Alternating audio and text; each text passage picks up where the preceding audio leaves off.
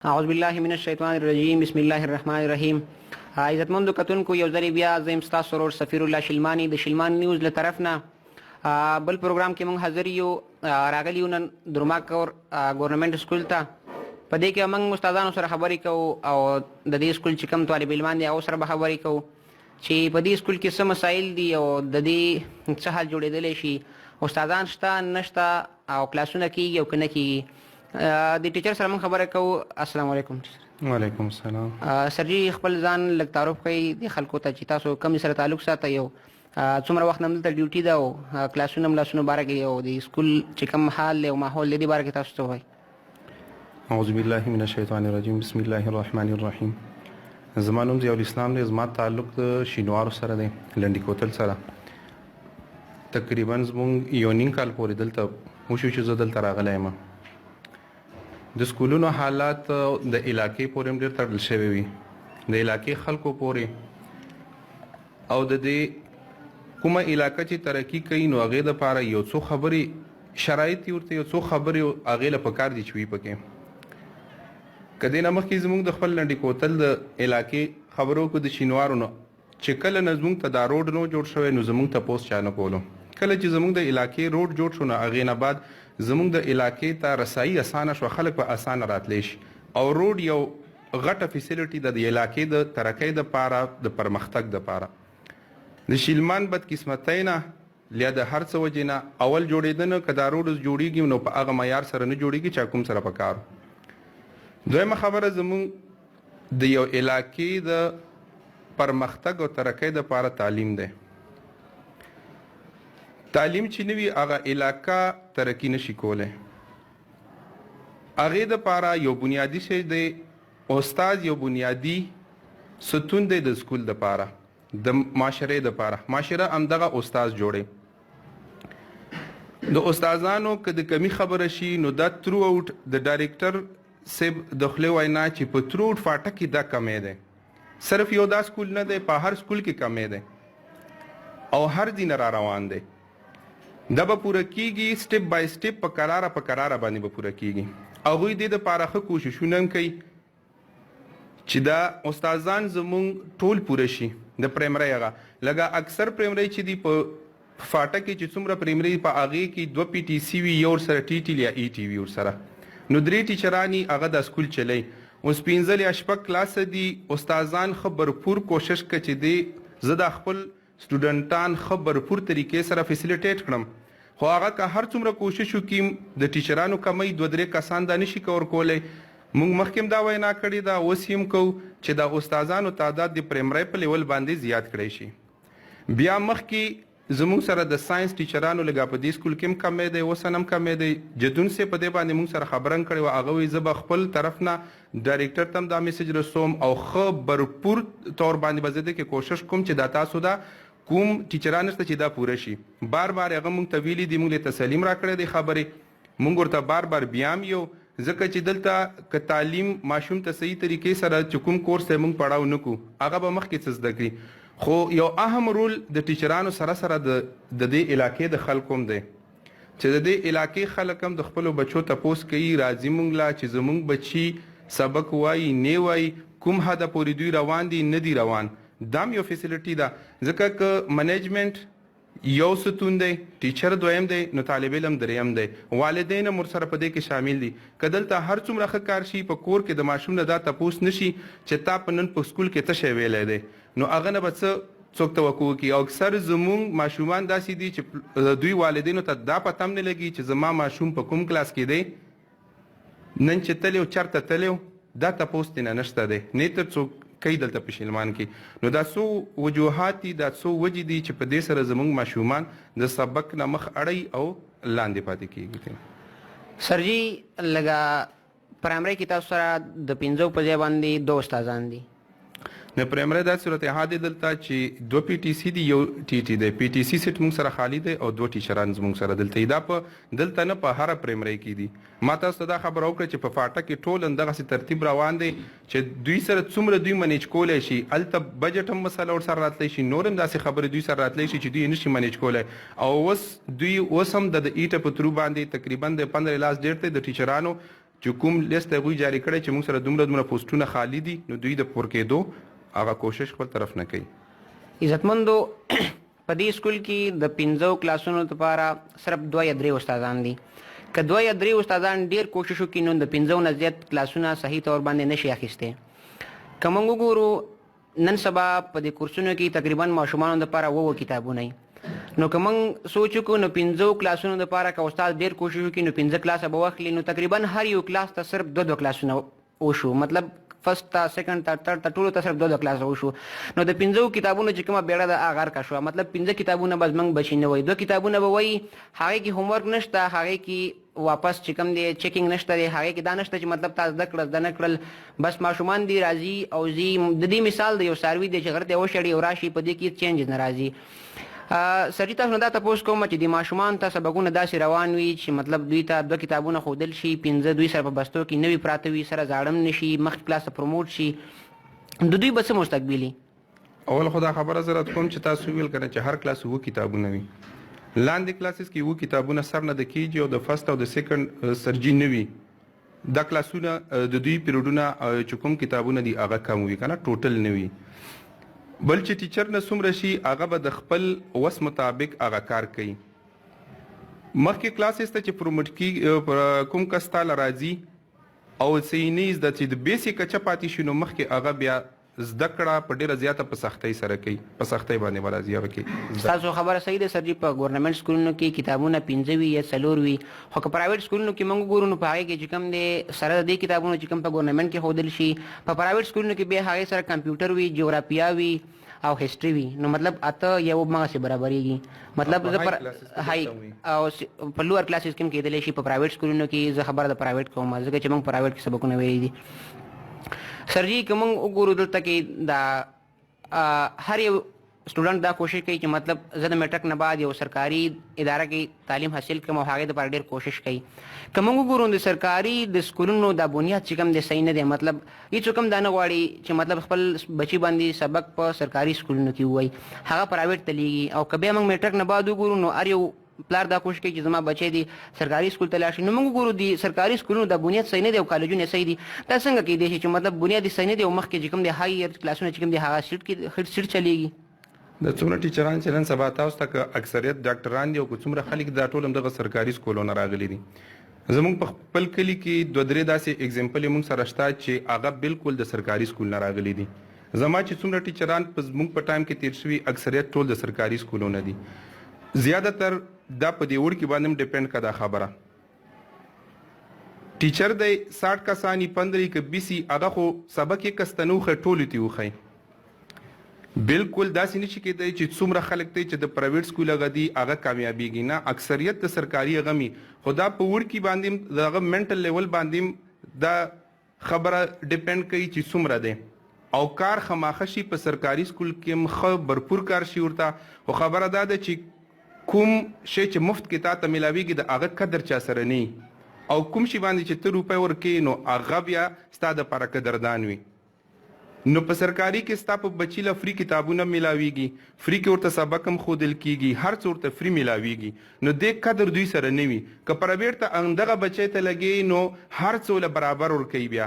خرچه مرتخصي ملاويږي کتابونو خیالم ساتل کیږي ټیویشن مرتنسي هر څه کوي هغه خپل بچی مخ کې بي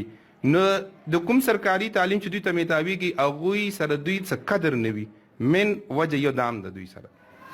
سر جی تاسو سره په دلته کې هاي لیول چې کوم کلاسز دي دلته د کوم استادانو کمې دي دلته زموږ سره چې کوم د اس اس ټي د ساينس ټیچران دي هغه نشته دي د نه مخکې موږ سره ټیچرو هغه وفات شو دا غي سیستم خالی پاتې دي او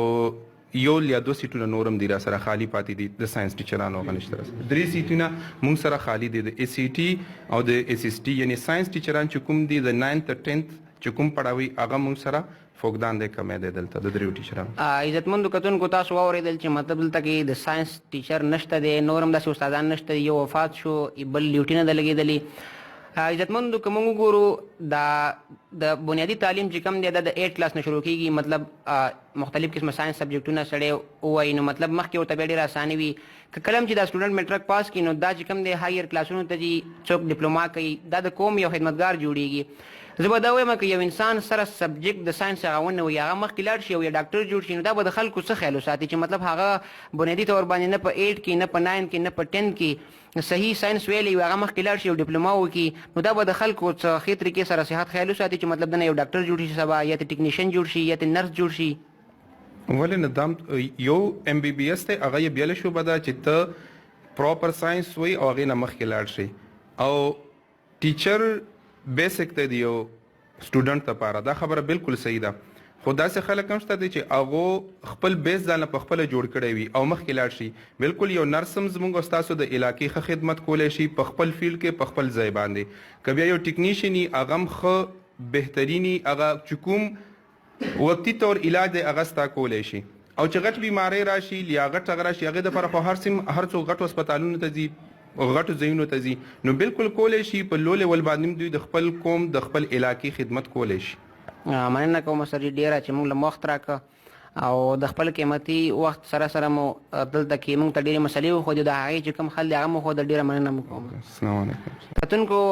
دا دواړه چې کوم دي د 8 کلاس طالب علمان دي دوی نه تپوس کوو چې مطلب دوی ته کلاسونه مکمل اخیستل شي که نه شي اخیستل دوی ته استادان شته که نشته. ماشوم ستاسو نوم دی؟ زما نوم عبیدالله دی.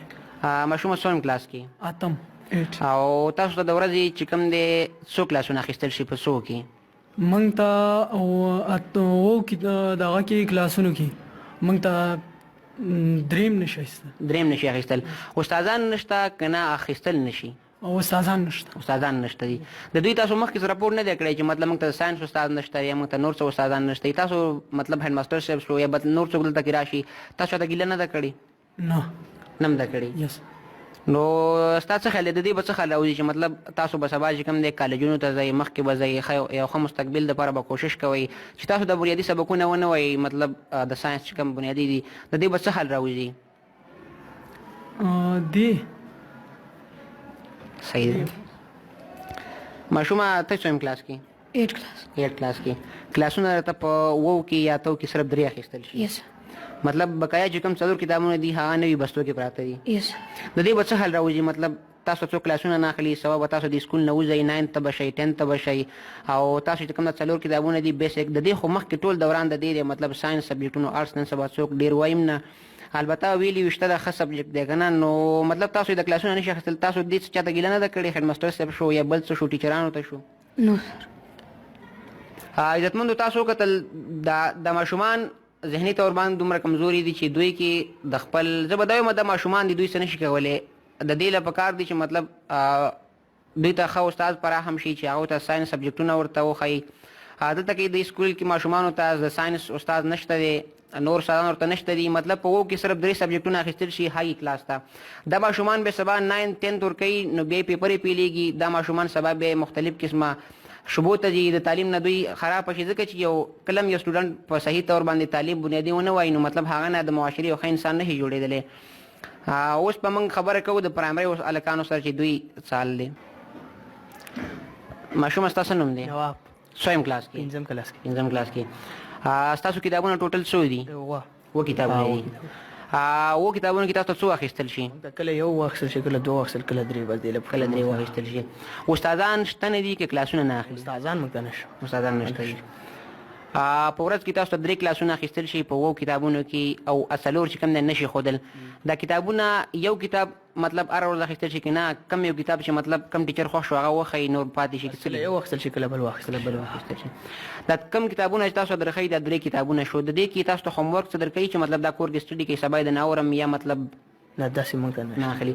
سکول کې په کلاس کې تاسو څونه تعداد دی مطلب څونه طالب علمان چې کوم دی په یو کلاس کې کېنئ؟ 52 واړه دي. او د نورو کلاسونو څه حوال دی چې مطلب د 4th شو 3rd شو 2nd شو 1st شو؟ دیم بس دا حالات یو شي داسې کلاسونه پکې شته چې هغې تعداد د 100 نه زیات دی. 100 لکه ډېر 100 نه زیات دی. او تاسو ته دلته چې کوم دی د اوبو سهولت شته چې مطلب اوبه تاسو ته وي؟ اوبه خو سره شته دي کوزه یو جومات هغې له به اوبه ولسي مطلب لکه په سکول کې خپلې اوبه نشته دي تاسو د خپل ضرورت پوره کولو لپاره د سکول نه بهر جومات ته ځئ چې جومات کې مطلب اوبه وي هغې نه ضرورت پوره کوئ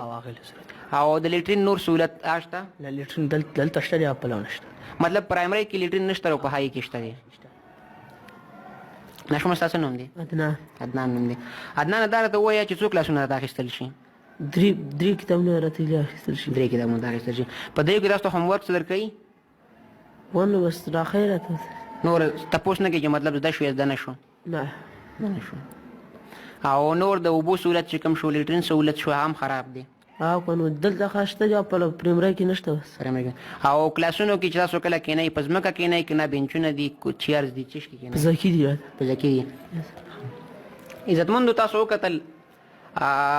زه هغه وخت رایدول غواړم د خپلو مشرانو ته چې کله هم د وټونو وخت شي نو مختلف قسمه مشران راځي، مختلف قسمه خلک راځي او د وټونو دعوی کوي چې زه به دا وکم زه به هغه وکم. زه دا خبره دلته کې امنیه ته وړاندې کوم نورالحق صاحب ته چې هغه زمونږ د مذهبي امور وزیر هم دی. موږ دا نه ویو چې مطلب تاسو خپل دغه مه کوئ، خو کم سے کم چې څنګه تاسو دلته وزارت کوئ د دې به هم د الله تپوس کوي. دا ماشوم چې کله هم سبا غټ شي دنه به د معاشري یو ښه انسان څنګه جوړ شي چې د بنیادي تعلیم نه حاصل کړي. که زه دې ماشوم ته وګورم دا ماشوم 5th کلاس سټوډنټ دی، سبا به هاي ته ځي. دې ماشوم ته صرف 3 کتابونه ښودل شي، نورو ته نشي ښودلی. او 3 کتابونه هغه کتابونه دي چې مطلب هغه د آرټس ولې دي، هغه د اردو د پښتو ده چې هغه موږ وروسته هم زده کولی شو. کوم چې اعلی تعلیم دی او ښه تعلیم دی هغه دوی ته نشي کېدل. زه دې مشرانو ته دا ویل غواړم چې که سبا کله هم زموږ امنیه راشي او هغه ډېره په اسکه سترګه لګوي، بیا ورسره موږ منډې وو، سره جنډه سپینه جنډه توره جنډه هم سره د سر نه تاو کړي وي، کله هم په وریجو د اوږې تېر باسي او کله موږ چې کوم دی په پیسو تېر باسي او کله راله یو مشین یا ډګۍ راکړي. نو مطلب موږ چې کوم دی د بچو چې کومه د تعلیمي بیړه د هغه رکړو. دا ماشومان چې کله دا داسې سبق ولولي چې مطلب هغې کې صرف 3 کتابونه دوی ووایي یا 2 کتابونه وایي هغې هم څه پته نه لګي. دې ماشومانو ته په سکول کې ډېر ضرورت دي. که دا ماشوم وغواړي چې مطلب زه اوبه وڅښم هغه دوی ته نه میلاویږي ځکه چې جومات له وځي او چې جومات نه ځي دا به سکول نه آوټ کېږي. سکول نه آوټ کول دپاره یو ټیچر نه پرېږدي. که موږ وګورو دې ماشوم ته چې کوم دی نور ډېر زیات ضرورت پېښېدلی شي نو دا ماشومان سره د روښانۍ نه د چې کوم دا ضرورت سامان دي هغې نه هم دوی چې کوم دی مکمل طور باندې چې کوم دی غافل دي دوی ته نه میلاویږي. سره د تعلیمي ټیچرانو سره دوی ته لیټرونه دوی ته چې کوم دی اوبو سیستم مکمل خراب دی. عزتمندو پروګرام ختمېدو کې دی زه یم ستاسو ورور سفیر الله کیمرمن رحیم الله سره موږ ته راکړئ اجازت او د الله نه توقع لرم چې په خپلو دعاګانو کې مو یاد ساتئ. والسلام.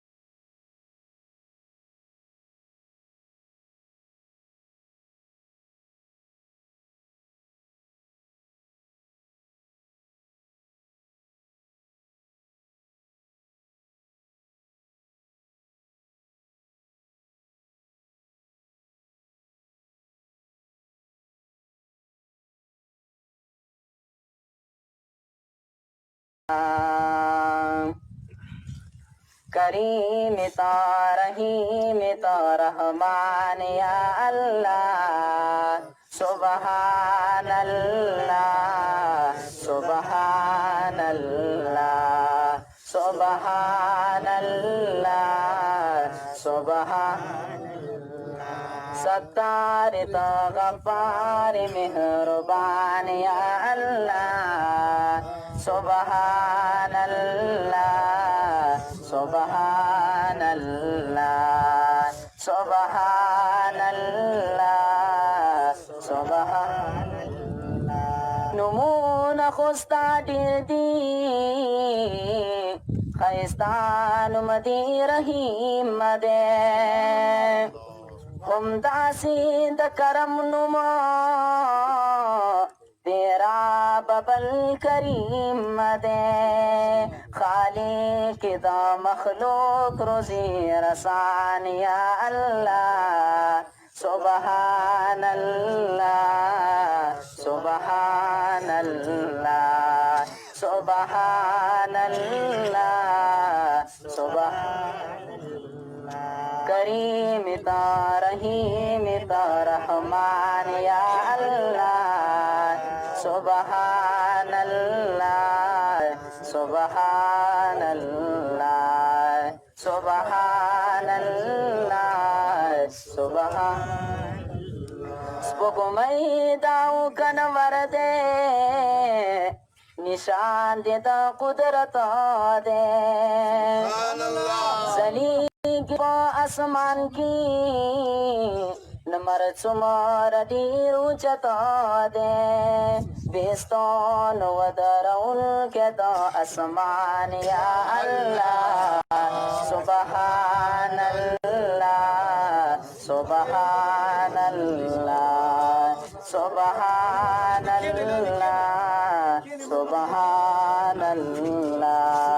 करीम ता रहीम ता रहमान या अल्लाह सुबहान अल्लाह सुबहान अल्लाह सुबहान अल्लाह सुबहान अल्लाह सत्तार ता गफ्फार मेहरबान या अल्लाह सुबहान अल्लाह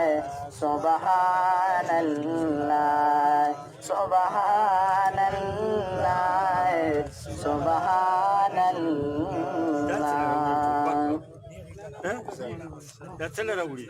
इंडिया ही रहू का ना हिंदू ही रहू हिंदू हिंदू सिबरा उड़ी थी माशाल्लाह जज़ाकल्लाह सबको दे हमल शरीफ नबात तासो टोलो बिलखुसूस तवज्जो غواړم چې بالکل توجه کې مکه د بچا سي مبارک په امر سره او زه چند خبره کول غواړم خو دا غنه مخکې تاسو د خپل جذباتو اظهار لپاره د نارو جواب راکړئ نعره تکبیر نعره تکبیر نعره رسالت نعره رسالت पाकिस्तान पाकिस्तान जिंदाबाद फौज पाकिस्तान जिंदाबाद फौज पाकिस्तान जिंदाबाद इंडिया इंडिया मुर्दा इंडिया फौज इंडिया सबीरुना सबीरुना सबीरुना सबीरुना सबीरुना सबीरुना पाकिस्तान जिंदाबाद पाकिस्तान जिंदाबाद पाकिस्तान जिंदाबाद محترم ازانو صدقنا لك مخکې کېږم د جذبې اظهاردار سړي په زړه کې خو پرون چې کومه زموږ ځوانانو د پاکستان ایرفورس کومه ښکلې کارنامه کړې ده د هغې مثال به انشاءالله تعالی ټولو خلکو ته میلاډېږي او ډېر بهادر د پاکستان ایرفورس ته سلام پیش کوو ټول موافقو الحمدلله ثم الحمدلله من او تاسو مؤمنانو مسلمانانو او مؤمنانو مسلمانانو سره الله جل جلاله وعده په خپل کلام او قران کې کړی دا الله فرمایي وانتم الاعلون ان كنتم مؤمنين اے خلق واورئ تاسو به کامیاب یې تاسو به غالب یې تاسو ته چاته هم چې کفار او هندوان دا مقابلې ته راوځي نو تاسو به کامیاب یې. چاته مسلمان مغلوبه کېږي نه، چاته مسلمان ناکامه کېږي نه. که ډګر ته وځي که میدان ته وځي، فتح او کامیابي دا د مؤمنانو لپاره ده. او شرط پکې دا دی ان کنتم مؤمنین، ای خلکو که چېرته تاسو مؤمنان یې مسلمانان یې، خپله عقیده خپل تصدیق په زړه سره مدا کړی چې موږ حقیقي که توره راخلو که ټوپک راخلو صرف د الله رضا دپاره او د الله د دین اوچتولو دپاره به میدان ته وځو. که څومره کفار او مشرکان او هندوان دغه انډیا په هر فوج دی، که هغه سیکان هندوان دي، که هر قسمه د کفارو دغه محکمات دي، لیکن چې الله رضا دپاره خپل توره او ټوپک ترې واخیسته، الله فرمایي چېرته هم ته مغلوب کېدی نه شي. د مسلمان شان او خاصیت د حضور علیه السلام نه واخله تر اوس دور پورې دا دی چې هر میدان او هر ډګر کې به مسلمان دپاره فتح او کامیابي وي. زما معززو، حدیث مبارکه او تکرار شو د اسلام تاریخ وګورئ چې کله محمد مصطفی صلی الله علیه وسلم مبارک د کفارو خلاف د جنگ اعلان کوي او ډګر ته وځي، یو طرف ته که محمد مصطفی صلی الله علیه وسلم دی، لښکر هم کم دی، خلق هم کم دی، فوج هم کم دی، اسلحه هم کمه ده، سوري هم کمه ده. بل طرف ته د هغې په مقابل کې څومره کفار دي، د هغوی فوج هم زیات دی، اسلحه هم زیاته ده، سورني ورسره زیاته ده، خو لیکن صرف د هغوی په زړه کې دا مینه او جذبه د جهاد وه او صرف دې دپاره د الله د دین اوچتولو دپاره میدان ته وځي، اعلان کوي ای خلکو راشئ، نن بدر قایمیږي، نن غزا قایمیږي. څوک د الله رضا دپاره تاسو راوځئ میدان ته، نو الله دین دپاره کفارو خلاف میدان ته راوځئ. یو طرف ته چې کوم ځوانان دي، کوم صحابه کرام رضوان الله علیهم اجمعین دي، هغوی ټول له القربان یا رسول الله ستا په خپو کې خپل سرونه ږدو، ستاسو نه خپل سرونه قربان دي کفارو خلاف. دغه خو د صحابه کرامو د ځوانانو او نوجوانانو جذبه ده. بل طرف ته دوه ماشومان راځي او محمد مصطفی صلی الله علیه وسلم ته فرمایي قربان یا رسول الله صلی الله علیه وسلم مبارکه، نن چې وایي زه کور ته لاړم زما مور ژړل او نن صرف د مور سترګې د اوښکو نه پاکول او وچول غواړم. یو خبر عرض کول غواړم که منئ نو ډېر به خوشحاله شو، موږ به هم خوشحاله شو، زما امي جان مور جان به هم خوشحاله شي. محمد مصطفی فرمایي واړه واړه ماشومان دي، وایي څه عرض او رپورټ لرئ؟ و قربان رسول الله چې کور ته لاړو وایي مور مو ژړل، وایي موږ تپوس وکړو چې امي جان ولې ژاړې؟ وایي مور راته وایي کاش چې نن محمد مصطفی د جنګ دپاره اعلان کړی وایي که چېرته ستاسو اباجان ستاسو پلار ژوندی وي وایي هغه به میدان ته وتلی وي او جهاد به یې کفارو خلاف کړی وی او محمد مصطفی په خپو کې به یې خپل سر مبارک قربان کړی وي. خو ستاسو پلار نشته دی، په دې جاړم. دویم نمبر په دې جاړم چې ستاسو ترونه هم نشته، ماماګان هم نشته وي چې هغوی نن جهاد ته وتلی وي. محمد مصطفی په دربار کې په خپو کې خپل سرونه قرباني کړی وي. هغه مور یې اوس څه وکړو؟ وایي بچو دا مې درته رپورټ دی چې پلار مو نشته، ترونه مو نشته، ماماګان مو نشته، خو تاسو ماشومان یې، تاسو لاړ شئ جهاد ته. محمد مصطفی صلی الله علیه وسلم په خپل مبارکو کې خپل سرونه قربان کړي. محمد مصطفی فرمایي ای ماشومانو، معاذ معاوض رضی الله عنهما وایي تاسو ماشومان یې بچې، تاسو ته جهاد ته تللو اجازت نشته. ماشومان وایي مور مو جړېږي او زموږ هم په زړه کې د جهاد سره شوق دی او جذبه ده. دا محمد مصطفی صلی الله علیه وسلم ته فرمایي. یو حضرت معاذ او معاوض، معاذ رضی الله عنه مبارک ته فرمایي وایي ټیک ته ستاسو ته اجازت دی ته لږ عمره نه زیاتې مقابله کولی شي. او معاوض رضی الله، توجه غواړم ټول توجه شئ، متوجه شئ، ضروري خبره ده.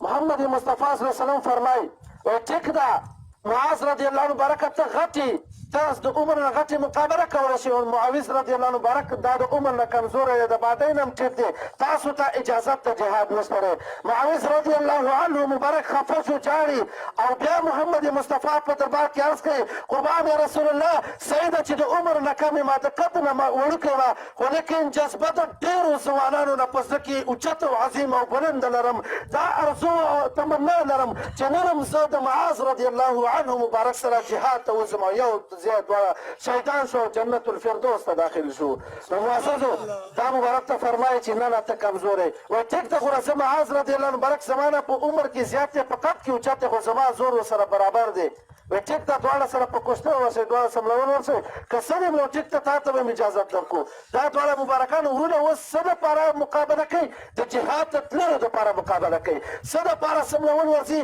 ډګر ته وتلو دپاره، د محمد مصطفی په خپو کې سر قربانولو دپاره یو بل ته په سمول باندې ورځي. معاوض رضی الله مبارک فرمایي مشر ورته معاذ رضی الله مبارک ته ای زما وروره که خوښه دې وي ځان راته راسم لوه که ځان دې راته راسم نه وړو جهاد د صف نه پاتې کېږم او ورته وایي زه خو به د ځان راسم لوم دا خو زما یو بېعزتي ده که نه چې مشر ور راسم لوم وی خیر دې دا لږه بېعزتي ته ومنه او دواړه به یو ځای شهیدان شو جنت الفردوس ته به داخل شو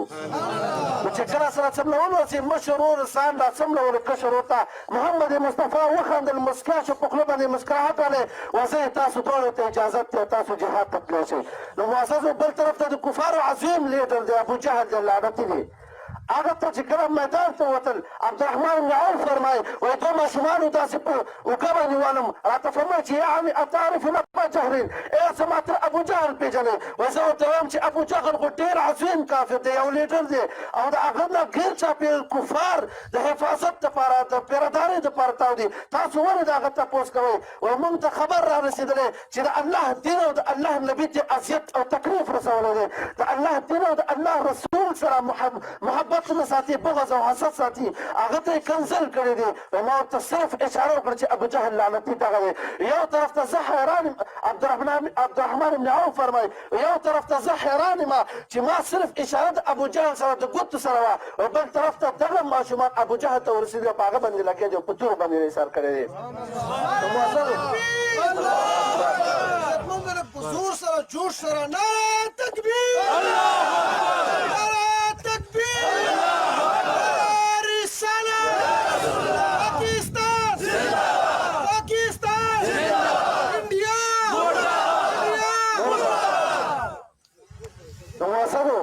کله چې دا مبارک ابوجهل لعنتي ته ورغلی ابوجهل لعنتي باندې دواړو ورونو حمله وکړه ان تر دې چې ابوجهل لعنتي جهنم رسید کړو هغه یې مردار کړو یو سپی د ابوجهل لاسي او حضرت معاذ رضی الله عنه مبارک باندې ګزار کړي ان تر دې چې مبارک دی وګه کې لاس ولګېد او لاس یې کته ځوړند دی لږ شان نښتی دی حضرت معاذ رضی الله عنه مبارک جذبې ته ګوره شوق ته ګوره محبت ته ګوره جهاد ته ګوره خپله خپله راوچته کړه او په دې لاس باندې کېښوده او داسې ټکې ورله لاس ځان نه جدا کړو او توره یې په کس لاس باندې راواخېستله و ای کفارو صبر وکئ اوس هم لا ژوندی یم اوس هم ما کې جرأت او بهادري ما کې د جهاد شوق او جذبه شته ده په کس لاس باندې تاسو سره خبره دی چې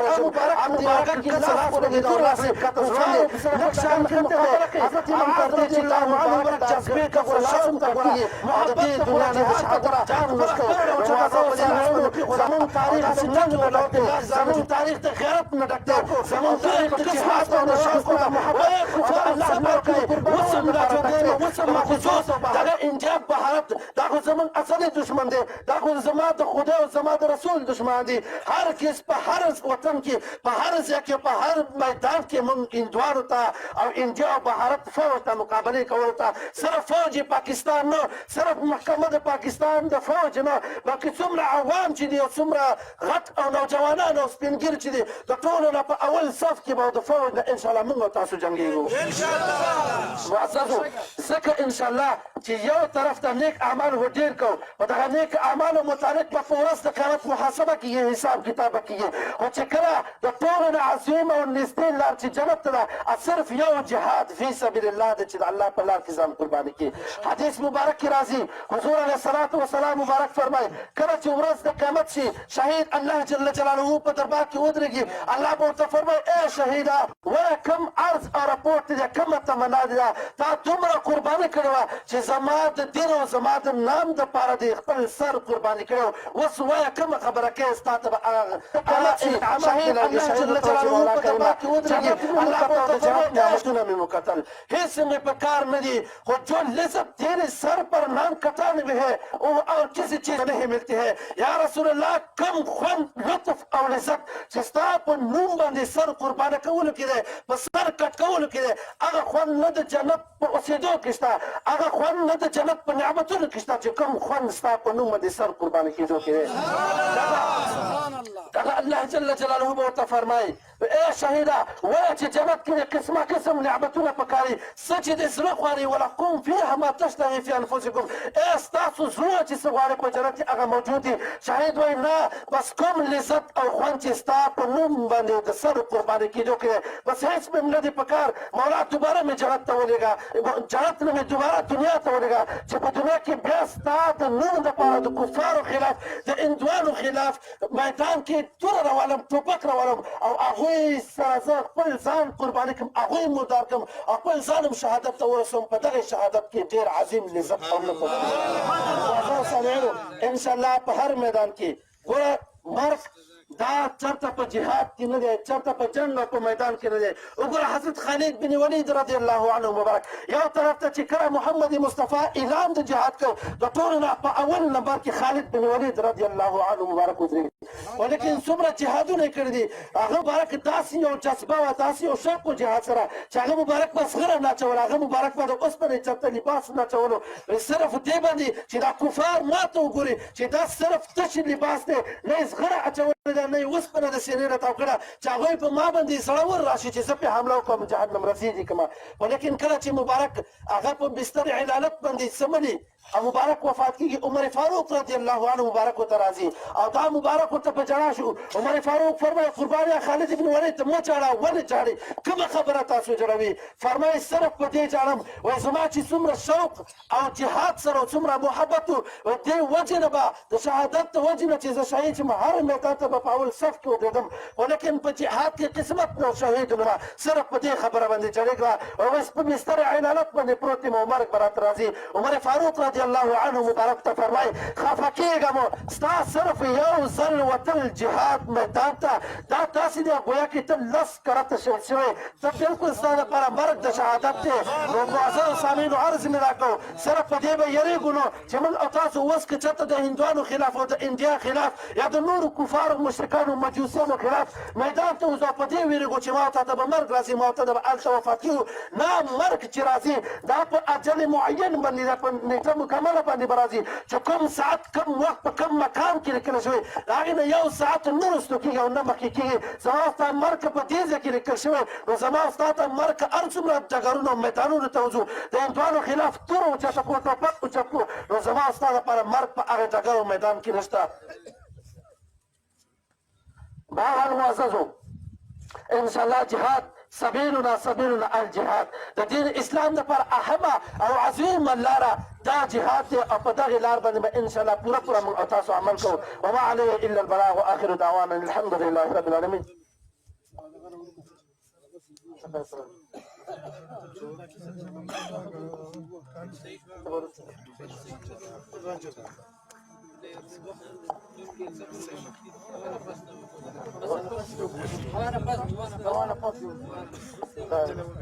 مختصر تقریر لپاره جناب مولانا نیز محمد صاحب ته بلنه کوم چې راشي. أعوذ بالله من الشيطان الرجيم بسم الله الرحمن الرحيم ولا تقولوا لمن يقتل في سبيل الله أموات بل أحياء ولكن لا تشعرون صدق الله العظيم. درود شریف اللهم صل وسلم على سيدنا محمد وآله وأصحابه أجمعين. محترم عزتمندو سړی چې میدان ته نه ځي نو هغه کې یو دا یېرې چې مړه به شمه دغه یېره موږ ستاسو د قرآن کریم ختمه کړې ده. الله فرمایي ولا تقولوا لمن يقتل في سبيل الله أموات. په دغه قرآن باندې موږ ستاسو ایمان راوړی دی. الله فرمایي تاسو جنګي میدان ته لاړ شئ یوازې تاسو باندې ګولۍ ولګېدې او زخمي شوئ مړه شوئ الله وایي تاسو به دته مړه نه وایي دا ژوندي دي لیکن تاسو شعور نه لرئ. بس دغه یو انسان زړه ته راځي دغه یې خو موږ تاسو نه قرآن کریم ختمه کړې ده. بل تاریخ چې وګوري مؤمنان هر ځای کې کامیاب دي ایمان ورله شرط دی. خو دا یو خبره تاسو ته کومه کله چې نبی علیه السلام مبارک جهاد دپاره اعلان کوي چاندي اعلان یې وکړو صحابه ګرځي کورونو باندې چانده راټولي یو زنانه ته راغله یو کور ته رالم وایي نبی علیه السلام جهاد دپاره اعلان کړی دی. زنانه ګوري کور کې هېڅ نشته خپل زینت کور کې هېڅ د جهاد اسباب نشته خپل زینت د زنانو زینت چې کوم دي کمڅۍ دي یخته دي چاړه راغلي خپلې کمڅۍ کټکې صحابي دې ورکوي نور وس مې نشته دا زما کمڅۍ والا دې نه به پړي جوړ کړی شي او جهاد دپاره استعمال کوي. بل کور ته راځي زنانه کور د هم دغسې چې وي که ته کور کې هېڅ نشته یو ماشوم دی د شپږو میاشتو د دریو میاشتو هغې راواخیستو او صحابو ته یې ورکړو نبي اسلام مبارک ته یې پیش کړو چې دا سره ورځه جهاد ته یې بوځه صحابه ورته فرمایي چې دا به څه جهاد وکړي موږ به داسې ورته وکړو نه زنانه ورته وایي چې زما دین دپاره دا منم چې داسې نشي کولی خو زما دا ماشوم بچی د ګریوان نه ونیسئ یو ډال غوندې استعمالولی شئ چې کله زما پیغمبر باندې غشي راځي دا زما ماشوم بچی ډال غوندې استعمال کوي ته ګوره د جهاد جذبه د صحابو او د صحابو زنانو دومره وه تاسو ته زړه مې ډېر خوشحال شوم چې کله هم دا مختصر غوندې اعلان وشو داسې جذبه باندې رالی زما حکومت ته هم دا خواست دی او ډېر خلک دا وایي چې جنګ ونشي نو دې باندې ملک باندې ډېر غټ اثر پرېوځي دا منم چې یو غټ ملک سره جنګ وشي نو بیا ملک باندې اثر پرېوځي دا انډیا خو الحمدلله موږ ته داسې ښکاري لکه یو منګل باغ دی یو وړوکی تنظیم غوندې دی زموږ استادو جذبې ته دا انډیا یو منګل باغ دی که منګل باغ باندې یا نور تنظیمونو باندې زموږ ملک باندې اثر پرېوځي نو د انډیا په جنګ باندې هم پرېوځي که پوځ نشي کولی او پوځ به دا منم چې به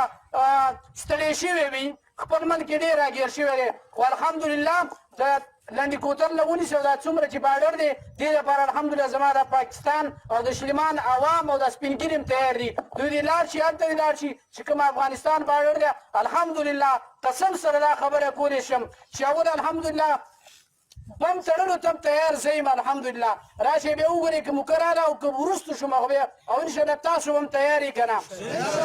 بم تړلو ته دا نه چې ټوپک به راوالم او هلته به ځمه که څوک راته وایي چې بم در پورې تړم او جاز کې به دې واچوم انډیا کې دې ګزارومه بېګا یو سړي خبره کوله وایي نه تللی شم خو دا کار کولی شم جاز کې مې واچوئ او انډیا کې مې ورګزار کوئ موږ د پاکستان حکومت نه دغه مطالبه ده چې خپله دې نه ځي موږ دې قوم کې داسې سپین ږیري شته امسا لګوي هغوی موږ پورې بم وتړئ او انډیا کې هم ګزار کوي او الحمدلله موږ هم دې ته تیار یو بم را پورې وتړئ او انډیا کې هم ګزار کوي دغه هم د حکومت نه مطالبه ده استاد جذبې ته زما ډېر سلام والسلام ماشاءالله جزاک الله د مولانا جناب محمد صاحب د کل جذباتي تقریر نه بعد د سوالونو جواب راکړ په دې نارو سره انشاءالله باچا صاحب ته دعوت ورکوم نعره تکبیر خپل د جذباتو اظهار وکړئ موږ خو خبرې وکړې خو ستاسو د جذباتو اظهار به ستاسو په نارو کې چې تاسو څنګه جذبات دي نعره تکبیر نعره رسالت نعره رسالت پاکستان پاکستان انډیا انډیا سبیرنا سبیرنا سبیرنا سبیرنا سبیرنا سبیرنا جزاک الله زه اوس د اختتامي دعا کلماتو دپاره استاد محترم جناب باچا صاحب مبارک ته بلنه وکړو چې راشي د مجلس اختتامي دعا کلمات ته فرمایي الحمد لله رب العالمين والصلاة والسلام على رؤوف الرحيم أما بعد فأعوذ بالله من الشيطان الرجيم بسم الله الرحمن الرحيم انفروا خفافا وثقالا صدق الله العظيم دون شريف ويلمس ومن بغا كيني ما عزتون دو سپینګیرو مخورو نوجوانانو ځوانانو ماشومانو السلام علیکم ورحمت الله وبرکاتو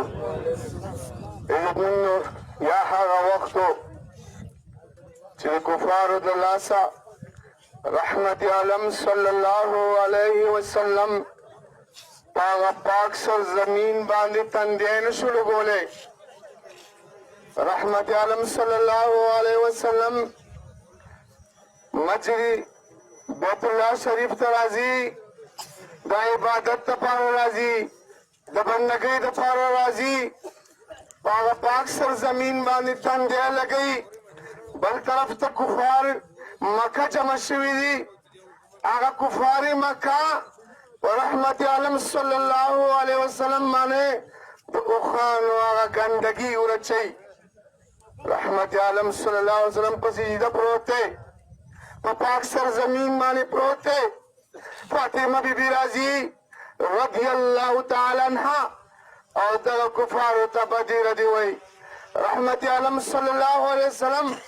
مکه معظمه کې د کفارو نه تنګ شو د کفارو د مشنګ نه تنګ شو خلک یې راغله او کاکا ته یې وایي ابو طالب ته وایي چې دا ماشوم منې کا او که نه منې کېږي نو موږ به تاسو سره داسې وکړو دوی مبارک خپل واره راوغوښته محبوب علیه السلام ته مشوره کوي چې ای محبوب ته منې شه محبوب وایي تا پرېښودی شم خو اسلام نشم پرېښودی نن الحمدلله د محب وطن پاکستان او د اسلام په امداد کې موږ او تاسو راجمع شوي الله تعالی هم دا ناسه دا حاضري په خپل دربار قبول او منظور کړه عزتمندو یو واقعه حضرت حنظله رضی الله تعالی عنه مبارک د واده شپه ده بل طرف ته محبوب جهاد ته تللی دی جنګ ته تللی دی محبوب علیه السلام په جنګ کې دی دا حضرت حنظله رضی الله تعالی عنه د واده شپه پرېږدي او محبوب صلی الله علیه وسلم سره په هغه جنګ کې یو ځای کېږي په جهاد کې یو ځای کېږي حتی چې د شهادت جام نوش کې وفات شو شهید شو عزتمند عرض مې دا دی چې روس راغلی و روس ډوډۍ شو الحمدلله امریکا نن په څه ده په لنګوټو باندې ده اوس درېم نمبر کې څوک دی انډیا ده دویم نمبر کې څوک دی انډیا ده او دغه انډیا دپاره به انشاءالله موږ تیار یو موږ ځوانان هم تیار یو موږ تیار یو لاسونه پورته کوئ ټول انشاءالله د دغه هندو دپاره موږ او تاسو تیار یو دې دپاره به وځو الله تعالی هم دا ناسته حاضري په خپل دربار قبول ومنځي یا الله د کشمیر دغه مظلوم مسلمانانو ته نصرت او امداد وکړه یا الله یا الله انډیا تباہ و برباد کا یا الله د انډیا فوج تباہ کا یا الله انډیا چې څومره قوت په فضا کې دی په فضا کې تباہ کا الحمدلله پرونی ماتې وخوړله پرون تباہ شولو انشاءالله الله تعالی دا کم قوت په سمندر کې ده په سمندر کې تباہ کا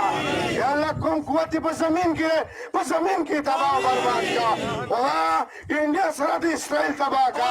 خدا سره د اسرائیل سره د امریکې تباہ کا یا الله پاک فوج له امداد او نصرت وفرمایا یا الله د پاکستان د سرحداتو ته نصرت وفرمایا یا الله د زمان سرحداتو ته حفاظت وکړه یا الله د پاک فوج لکه څنګه چې په بدر میدان باندې نصرت امداد کړی ته د پاک فوج سره امداد او نصرت وفرمایه یا الله موږ مسلمانان د کفارو د شر نه د فساد نه محفوظ وساته یا الله څومره چې پاکستان ته اندروني بهرني څومره مرحلې او میټینګونه کېږي فریب او چل جوړېږي یا الله په دغه چل او په دغه فریب او په میټینګونو کې ناکام وګرځوه خدا د انډیا دا سپر طاقت سپر لراوله خدا د سپر نام لاندې کا وصلی الله تعالی علی خیر الخلق محمد وعلى اله وصحبه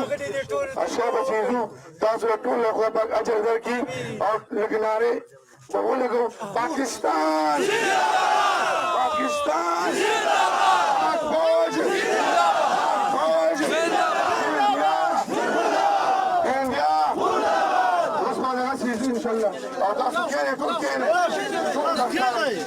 باقي کسان چې موږ ترتیب باندې کېنئ او په بنادار کې به د مودي ګروپ جوړ کړی دی او هغه به سیزي تاسو ټول کېنئ شاته تېر شئ شاته تېر شئ باندې کېنئ شاته تېر شئ شاته تېر شئ شاته تېر شئ شاته تېر شئ شاته تېر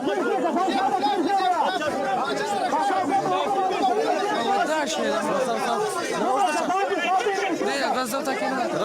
Pas jazz am gândit, nu de gândit. Da, deci nici tigre.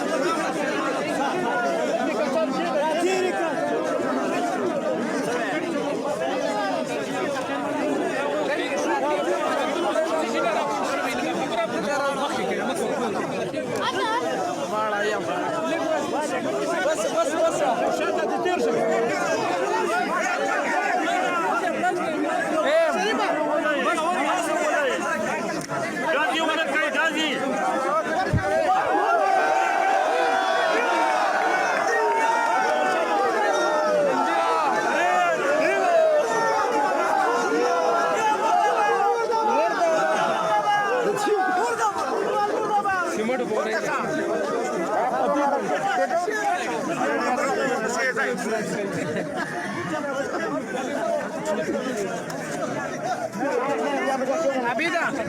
خلاص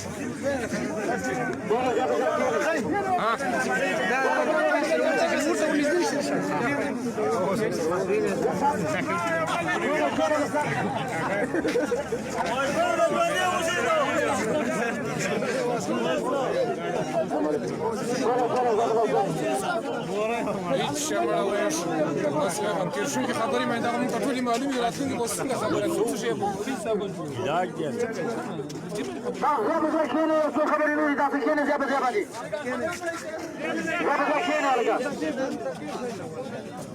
ورانم کله کنه دا بیٹه ته بشک ته کینی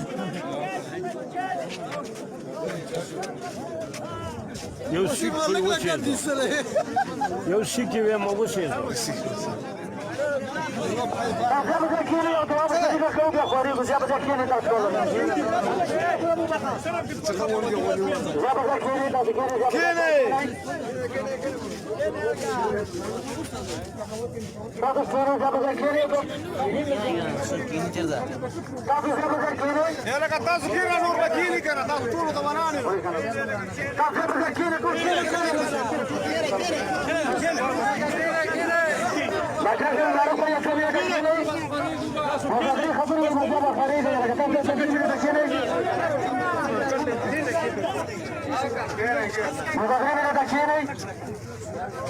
أعوذ بالله من الشيطان الرجيم بسم الله الرحمن الرحيم وقال الأول أجاب زمان ذكيني زمن معاملة جبتول كفار سردا خو موجود ور د انډیا سره دا او د انډیا سره چې کوم حدیث مبارک کوم فضیلت راغلی دی دوه حدیث مبارک په دې کې راغلي دي انډیا سره چې کوم شهیدان دي دا د ټول شهیدانو نه اوچت شهیدان دي د انډیا سره چې کوم غازیان دي دا په ټولو غازیانو کې اوچت غازیان دي یا په دې باره کې یا امام بخاري ابو هريره رضی الله تعالی عنه فرمایي یا نبی علیه الصلاه والسلام په خپله فرمایي کتاب ما پیاده نه کړ دا دوه حدیث مبارک ما راایستلي وو نو هغه کې ابو هريره رضی الله تعالی عنه فرمایي یا نبی علیه السلام فرمایي چې کله انډیا سره جګړه رااله زه به خپله شریکېږم چې ابو هريره رضی الله عنه شریکېږي یا نبی علیه الصلاه والسلام شریکېږي نو موږ تاسو خو د هغه نه قربان یو نو موږ تاسو د دې نه مخکې په شوق باندې ځو د هغې نه اول یا زموږ د خپل فوج ته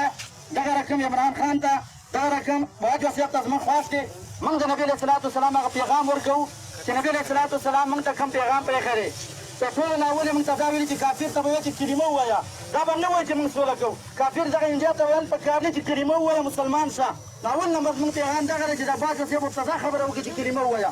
دویمه خبره زموږ دغه ده هغه د اهل کتابو سره ده چې هلکه ټیکټ قبول کړه هندوانو سره زموږ د ټیکټ خبره هم نشته ده هغه سره دویمه خبره زموږ د جهاد ده خو چلو موږ ته دویمه خبره دا کوو چې هر وخت به په کشمیر باندې څه لانجې کوو بس اوس سره د کشمیر معامله دې اواره کړي او کشمیر دې څنګه آزاد کړي انډیا ته دې وایي چې کشمیر نه خپل فوجونه وباسه دا زموږ خواست دی د باج وصیت هم خواست دی که زموږ د میړه طریقې سره دا خبره مخکې ځي په هر څوک ځي زموږ د شینمان د طرف نه د علما کرامو د طرف نه د تمامو اسلام د طرف نه موږ دا خواست دی چې دا معامله ورسره اواره کړي او کشمیر چې کوم دی هغه آزاد کړي بلکل په صراحتن ورته ووایي چې کشمیر نه خپل فوج وباسه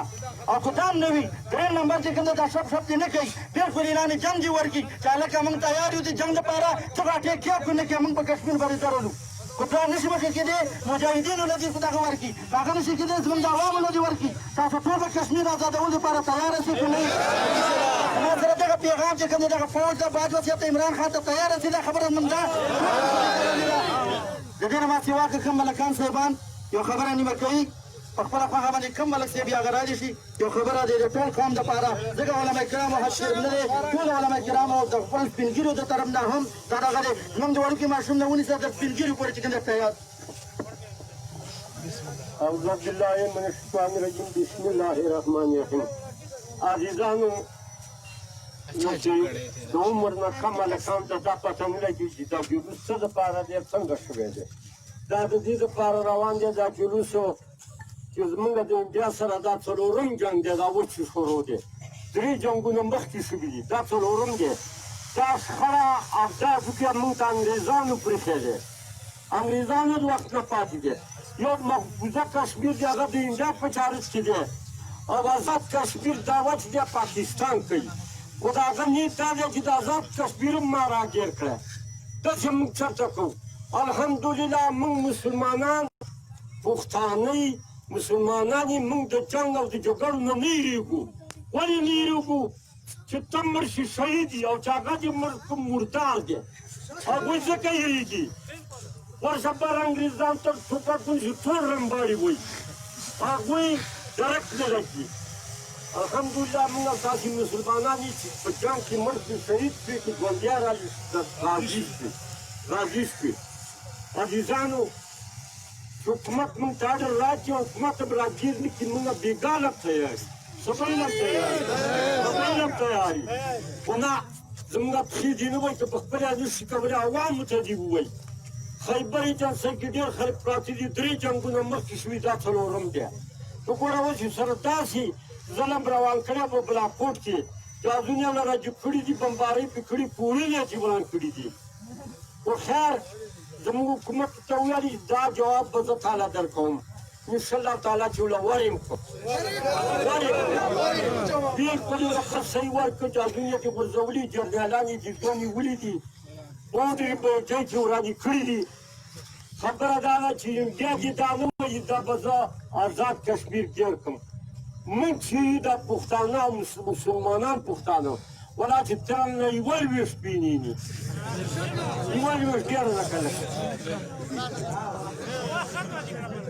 زموږ دپاره خو شهید کوي مرګ ښه دی. دا یو سړی دا اتیا زه اوس دا اتیا کالي منځونه او درسونه کومه خو یو 5 میټره چې شهید شوم ما دپاره هغه ښه ده که نه. اتیا کاله مې لمونځ اودس وکړو خو ولا چې داسې څه چې هر لمانځه ته اودس کوم ولې بېکاره یم خو دا راسي چې غږ وشي چې اول زه روان شم جذبه به نه خرابوئ جذبه به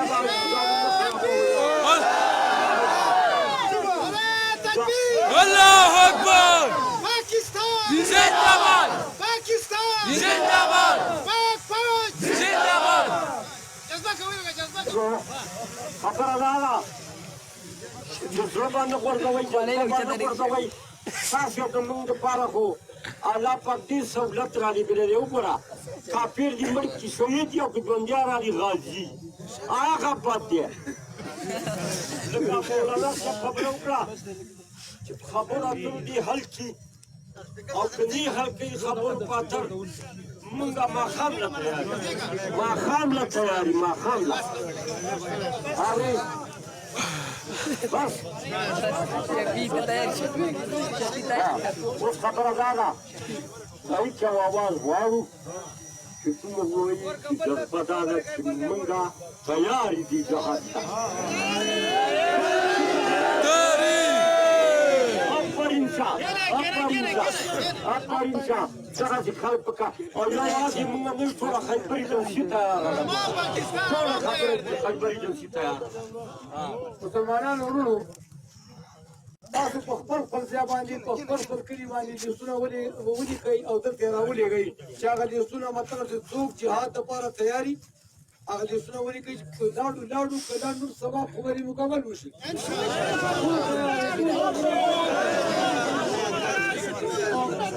او لیستونه به راوړئ چې سړي ته حواله دی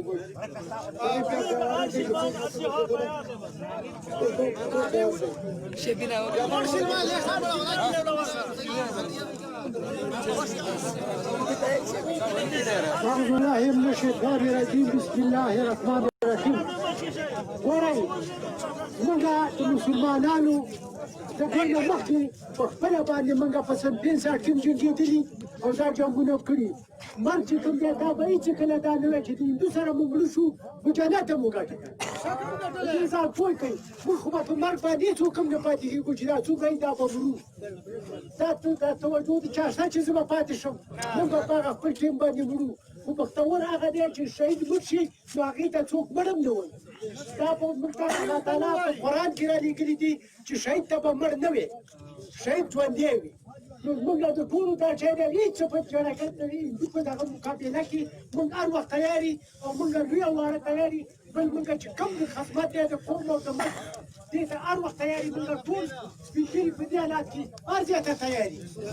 نن چې کوم دی چې کوم دی له حکومت سره وغواړي اوس زه تیار یم زما عمر ته وګورئ او شکر دی زما دومره جذبه ده چې دا بله ایمانداري ده چې هر ځای ته زه ځان رسولی شم په دې باندې هر سړی توجه وکړي چې سلام هلکه باچا صاحب درخواست کوم چې راشي اخري دعا وکړي اجازه به کومه کې خبره وه عزیزانو واورئ موږ د پاکستان بې وردۍ پوځ یو وړکي خانه کې نشته خو پوځیان یې اعوذ بالله من الشیطان الرجیم زمونږ د پاکستان حکمرانانو ته دا خواست دی چې د اسلام خلاف یا د پاکستان خلاف زمونږ شرمانه قوم هر وخت پاکستان ته تیار دی پاکستان زنده‌باد پاکستان زنده‌باد زنده‌باد مرداباد مرداباد مرداباد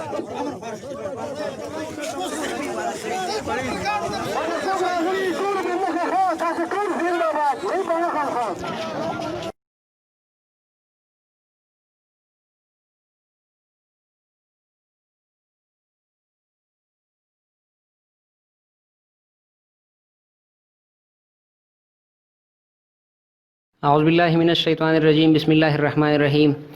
کتونکو زیم سفیر الله شلمانی د شلمان د طرفه څنګه چې تاسو ته معلومه ده موږ یو پروګرام ارینج کړی دی د شلمان د فلاح او بهبود لپاره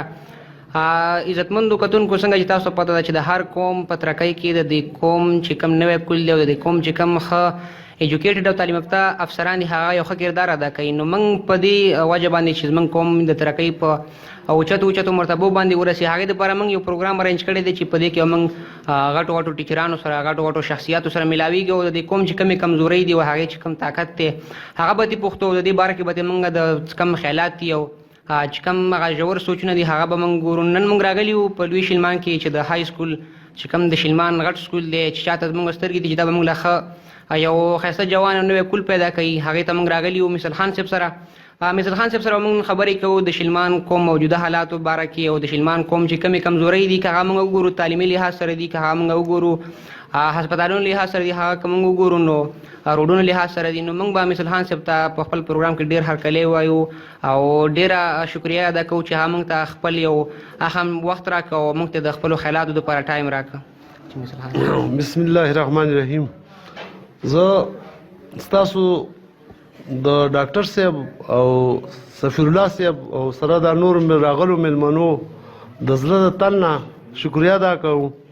او تاسو یقین وکړئ چې زه ډېر خوشحاله شوم چې زموږ شاګردان اوس هغوی سره دا یو غم یو فکر ملګری شو هغه وایي چې یاره موږ د معاشرې یو اصلاح وکړو زه خو دا وایم چې تاسو زه انکریج کوم که یو قدم تاسو اخلئ یو قدم اصلاح وشي که نه یو معمولی اسلام وشي او که فرض کوم نشي خو چې ته یو ښه فکر تا سره کله چې ښه فکر چا کې راشي ښه سوچ پازیټیو تاټس نو هغه قوم بیا ترقي کوي ځکه چې الله پاک په قرآن کې وایي چې کوم قوم په خپل حالت په خپله باندې بدلول نه غواړي یې کوشش نه کوي وایي هغه حالت زه نه بدلوم God doesn't change the condition of those who don't want to change their condition themselves نو دغه قرآن هغه دی چې دا باندې زه ډېر خوشحاله یم زما خو خاص تعلق ایجوکیشن سره دی په ایجوکیشن باره کې تاسو ما نه څه تپوس کوئ او موږ داسې هغه تاسو درکولی شو موږ هرکلی ویو سري لکه څنګه چې تاسو ته پته ده که موږ وګورو نو تاریخ نه دا فاټه چې کومه ده او کوم چې دا خیبر پښتونخوا ده چې مخکې سرحد و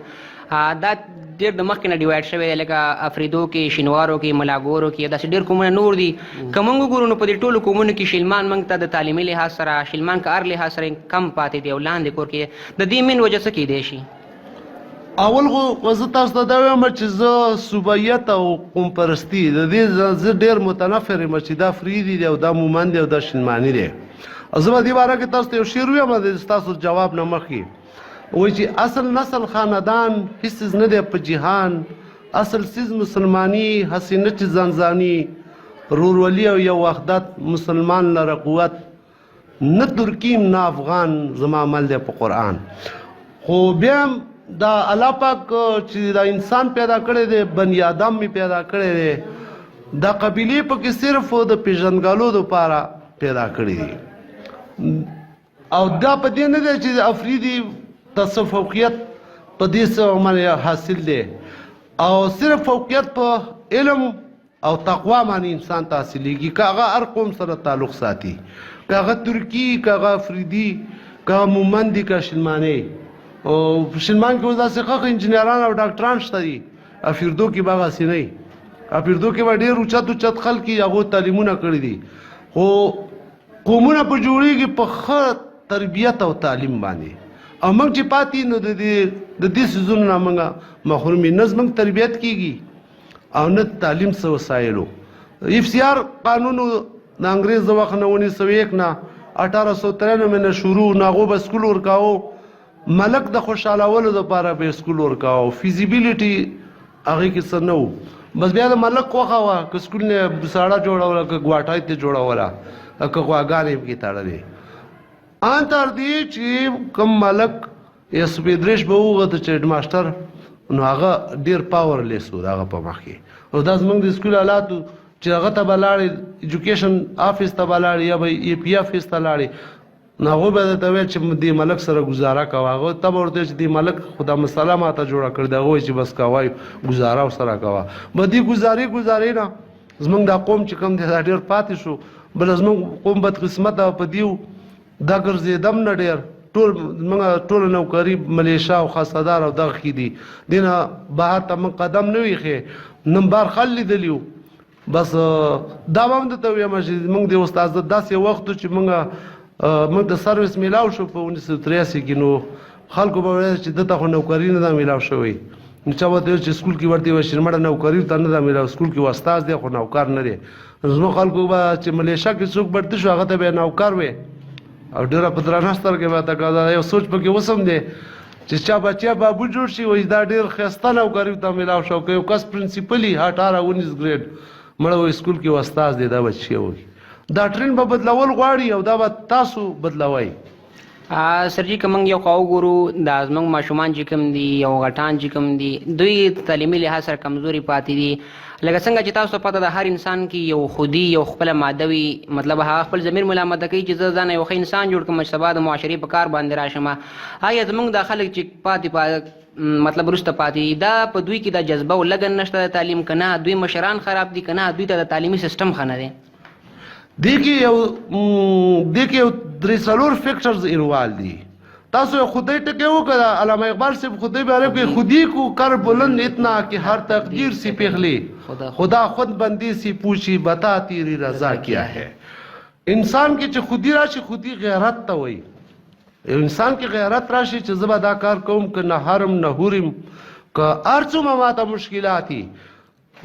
نو هغه به زه مخکې زه به هغه وایي علامه اقبال صاحب بل ځای کې وایي چې باد مخالف سی نه گھبرا اے غقاب باد مخالف سی نہ گھبرا اے غقاب ای تو چلتی ہے تجھ کو اونچا اڑانے کے لیے کہ ہر څومره مشکلات یو سړی یو انسان مصمم اراده وکړي نو دا انشاءالله چې کامیابیږي دي کې یو 3 فیکټرز شامل دي زه خپلې خبرې ته راځم ټول اول خبره دا ده چې پاکستان کې سرمایه‌دارانه نظام دی سرمایه‌دارانه نظام کې یو څو کسان نه دی معاشره کې نه دی هغو ته ترقي ورکول شي دا هغو بچي لندن واشنگټن او پاکستان کې دننه خوست کلونو کې باقي دا 98% چې کوم دي که نه په غټه سطحه باندې دا خبره زه کوم بیا خپل شلمان مسالې ته راځم سرمایه‌داره نظام دی چې بس هغو پکې تجارت او په هر شي باندې د هغو قبضه او دا عوام چې کوم دي که نه دا کوم زموږ سیاسي سیاستدانان چې کوم دي د عوام مطلب دی چې کله موږ ته وایي چې پاکستان یې عوام دې مطلب دی چې پاکستانی بیوقوفو اے د پاکستان بیوقوفه خلکه مطلب دا ورسې زه تاله مختلفو شکلونو کې راځم مختلفو شکلونو کې په غټه سطحه باندې پاکستان کې نظام تعلیم نه دی دې باندې ډېره کمه خرڅه کېږي دې کې د استاد څه حیثیت نشته دی او که په شلمان سطحه باندې راشم په شلمان سطحه باندې زموږ اول ډېر زیات غربت و غربت په وجه باندې موږ بچی بار نشو داخلولی او حکومت سیستم نه بغیر موږ ته خو پرایویټ مواقع حاصلې وي او از موږ غربت و اوس انشاءالله تعالی چې چې حکومت صحیح توجه ورکړي نو د هر څه ټیکېږي. او چې کومه خبره ده که نه دا د ایجوکیشن نه خرابه ده. ایجنسی ایجوکیشن افیسر لکه زه به تاسو ته ویم محمد جدون خان وزیر آن ریکارډ 300 استادان فیمیل او میل د سره په کور کې کار کوي. دا نیمه تنخواه داخلي. شلمان کې هم درته ښیم نومونه هم درته اخیستی شم فکس اور فکس سالډ پروفس درکولی شم او دا وایي سیستم به څه ټیک شي. سیستم ټیکول یا نه ټیکول دې کیسو کې عزت نه واړم خو مثل خان صاحب تاسو نه بل تاسو کوم که موږ ګورو نو زمونږ پیغمبر صلی الله علیه وسلم د چا د سترګو چې الله پاک د دنیا پیدا کړله هغه وایي چې په خپل تجارت کې او په خپله ګټه وټه کې چې کوم دی تقریبا 90% چې کوم دی الله ګټه ورکوي او دا 10% چې کومه دا د غلامۍ په سوچونو یې لکه څنګه چې زموږ د قوم دا سوچ دی نوکري مطلب خپل کار څه نه کول غواړي ځکه چې ناکام نشم او نوکري ورته ښکاري. دا زموږ قوم چې دا کوم د غلامۍ سوچ مالک دی دوی دا سوچ به موږ څنګه ختم کړو؟ بس دا خبره خو تاسو ته ما مخکې مو وکړه چې معیاري تعلیم او معیاري تربیت چې دې باندې موږ عمل شروع کړو به دا دوه څیزونه موږ وی کین بي چینج بای only by hard working, by education, only two. Only we should follow only two things, education and training. Good training, good education. We can be changed. کومنګ ګورو سرجی مختلف قسمه فیکټر دي چې د هغې د وجې زموږ معاشره چې کوم دی مخکې نشي تللی زمونږ ماشومان چې کوم دي هغه لاندې پاتې دي مطلب د تعلیم نه دي خبر. کومنګ د کور په خرچو کې څه وغواړو نو هغه کېږي خو چې کومنګ دا ویو چې مطلب زمونږ د بچی دی ښه سبق وایي نو هغه پیسې موږ ته ورکې ښکاري چې ورکې ځي. د دوی د والدین چې دا موږ سبق طرف ته راواړو هغې به کړو چې مطلب په خپلو بچو باندې سبقونه ووایي او مخکې لاړ شي او زموږ دا قوم سبا له د ډېرو په قومونو او د ترقۍ په قطار کې ودرېږي چې مطلب زموږ قوم هم نامه سبا اخیستی شو. که موږ وګورو که موږ بهر خپل د قوم نامه واخلو نو خلک نه پېژني ځکه چې د قوم داسې څه کامیابي نه ده ترلاسه کړې چې هغې د وجې زموږ دا قوم یو ښه مقام ولري او اوچت مرتبې ته لاړ. دې دپاره به موږ د خلکو د مشرانو سوچ څنګه بدل کړو؟ که زه دا خبره بار بار کوم که نه نو بیا به موږ دا ویو که نه چې ښه تعلیم نه دی معیاري تعلیم هېڅ یو قوم نه دی یو قوم بغیر د معیاري تعلیم نه نه دی دا هغه خپل حالت نشي بدلولی. موږ داسې بدلو چې زه پرکه زموږ اکثر خلک داسې یم چې خپل بچي له په 15,000 20,000 25,000 روپۍ باندې موبایل اخلي او هغه له یو 800 روپۍ باندې یوه ډکشنري نه اخلي. هغه ته زه وایم چې بار بار ورته وایم چې یو ګرامر کتاب اخله 150 روپۍ قیمت دی هغه ول نه اخلي ډکشنري هغه ول اخلي موبایل ول اخلي او هغه ول اخلي موټر سایکل ول اخیستی ولته وستاست نه راځي چې مازیګر کې زما بچی ل راشه او هغه وخت کې موږ له دا والدین راځي چې کله دوی و ماتم کې بچی ملیشي ته ځي کنه او عمر کې څه فرخي و چې دا عمر له ټیکه وستا جو دا بچی مې وای خاص پاس کا وستا جو وای زه پیسې تعلیم نه کوم او تقریبا دا شپږم نه واخلات نه هم پورې موږ یو الک لس 15 وری داخله او خارج کوو سرټیفیکټ راکا سرټیفیکټ داخل کا سرټیفیکټ راکا سرټیفیکټ داخل کا نو بس د ټول ورته والای په دې کې خرج شي. لکه څنګه چې تاسو ویل سر چې شلمان مختلف قسم مشران موږ ته راشي موږ نه دا مطالبه کوي چې مطلب زموږ د بچي په دې سرټیفیکټ کې عمر زیات کا کم کا. زه به دلته دا ووایم چې هغوی چې کوم دی په دې خو نه پوهېږي چې مطلب عمر زیاتول او د ماشوم په کم عمر کې چې کوم دی یو د چا نوکر جوړول او هغه به مخکې یو غټه فیملی سپورټ کول دا خو ډېر ګران کار دی. په دې وخت کې تاسو د والدینو ته څه نه وایي چې مطلب دا کار به مه کوه عمر له مه زیاته وپرېږدئ چې خپل تعلیم وکړي. دې وخت کې تاسو دونه دا مطالبې نه کوئ؟ نو هغوی بس په خندا سره وایي چې مړه بس زما بچي نه وایي نه څه ډاکټر جوړېږي که نه لکه هغو سوچ دا چې ډاکټر ترې نه جوړېږي نو به دا بې تعلیمه دی. موږ ورته دا ویو که دې له ډاکټر جوړېږي او نه ښه انسان ترې جوړ شي چې ده کې پویه راشي بس دا هر څه شو دا به ستا خدمت کوي. او وایي چې زه غریب سړی یم مزدوري کوم سکیورټي کې یم او به چې ماله داسې یو 10-15 زره روپۍ اخلي او بس دا بچی مې ورته شي دا به ستا موږ سره ډېره مهرباني. خو دا هم درته زه وایم چې اوس تقریبا 10% خلک چې زه وینم ما سره په ریکارډ باندې دي 10% خلک اوس خپل بچي خو کالجونو او سکولونو کې داخل کړي دي. هغه زړه ټرینډ هم نشته او اجتماعي لحاظ سره نه دا به لږ وخت غواړي خو موږ به خپلې هلې ځلې نه پرېږدو او موږ به جدوجهد مسلسل کې موږ نه مبتلا یم دا به کوو دا به جاري ساتو او انشاءالله چې هغه ورځ لرې نه ده چې موږ به د دنیا نور قومونو سره همسیال شو او په یو قطار کې به سره ولاړی. مهرباني سر جی تعلیم په باره کې هم ډېرې خبرې کړې. Now I would like to come toward the hospital system of Louis Shilman. If you think Shilman hospital system is very lower condition, there is no such like facilities which boost up the health and healthy requirement of all the Shilmani public. Even here is no facility about the delivery cases. Here is no facility about a simple low-level disease. What do you think about that? How we can boost up the all level of hospital of Louis Shilman?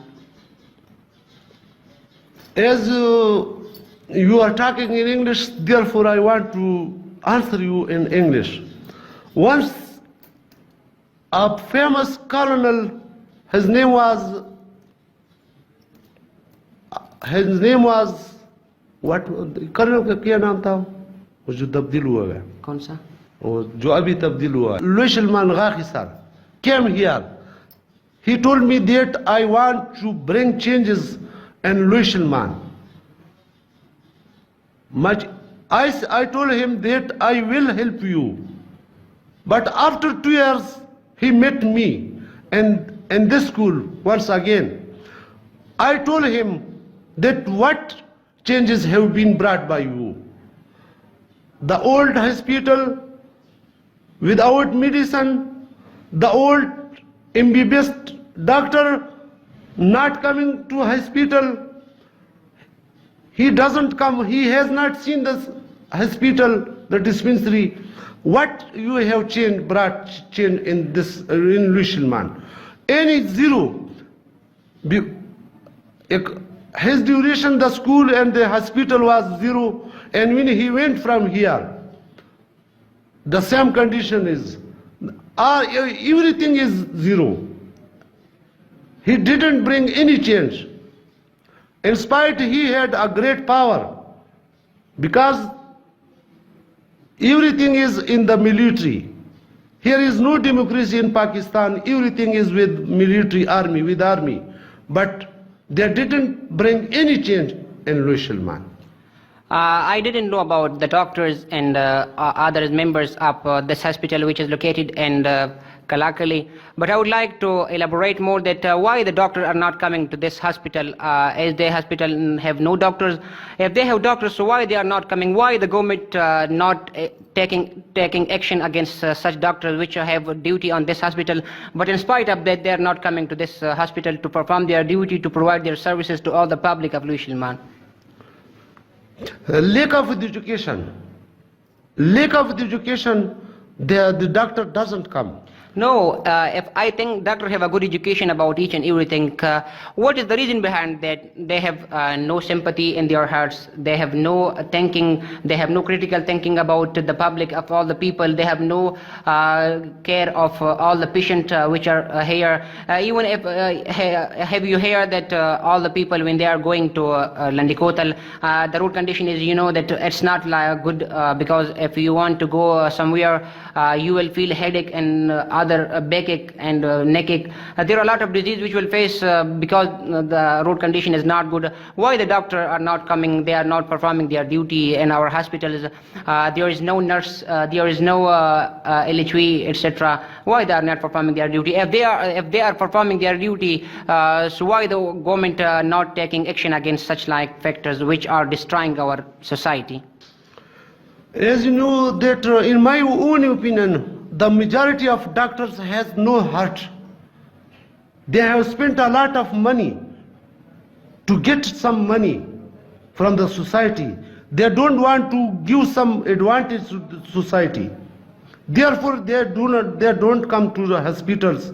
In my opinion, the doctor has no heart. He is a materialist. His work is to collect money from the poor. As you know that some bogus doctors, illegal doctors have opened clinics. Really they are not doctors. They have brought only the advertisement on their names. Really here is no doctor. They have opened illegal clinics, but the government doesn't attend any attention to them. You're right. We have no rights. We have no authority to take action against such like activities. But we would like to make such like videos, programs to show to the government of Pakistan that we need such like thing to boost up the health level of Shilman. But I would like to ask the question that if you see during the election days different kind of people coming to Shilman and they're suggesting different kind of thing that we will do such like activity for you, we will do such like thing. But after the election they're doing nothing. So why we are giving votes to them if they are doing not well for us? What think will be the best for us to do against such like thing to avoid such like robbery people who are destroying our Shilman? زه ملک پښتو تراشم چې زه تاسو ته خپل وضاحت وکم. تاسو دا پیژنئ چې ډیموکراسي نه ده. مغرب کې یو تعریف ته ډیفینیشن دی. هغه وایي چې ډیموکراسي د ګورنمنت اف پاکستان the government of the people, for the people and by the people. هغه وایي چې د خلکو حکومت د خلکو په ذریعه د خلکو نه حکومت جوړ شوی دی ته ډیموکراسي وایي. خو ماته یو ایسای کرنل ویل چې ډیموکراسي تعریف څه دی. ما ورته ویل چې دغه تعریف دی the government of the people, for the people and by the people. هغه ویل چې نه دا تعریف نه دی. the government of the people او ډبل اف چې کله ډیموکراسي راشي کنه او تا یو کس الیکټ شي تا باندې هغه دروازې بند شي آف او ډبل اف آف وایي لوگوں پر بند بل مان چې دا څه باي د پیپل لوگوں کی ذریعہ چې نه دا لوگوں کی ذریعہ نه ویسے دې مطلب دی چې باي د پیپل خلق واخلا لوگوں کو خریدو بی یو آئی باي خلق واخلا پیسو باندې او وټو غټا بل دا بل اخیری د اخیری څه شری باي د پیپل او بل فار د پیپل ویسے لوگوں کے لیے اف او آر نہیں ہے اف اے آر یہ فار یہ لوگوں سے دور چې ځان جوړ کا پیسو باندې پیسې ورکا خلکو له دوکا ورکا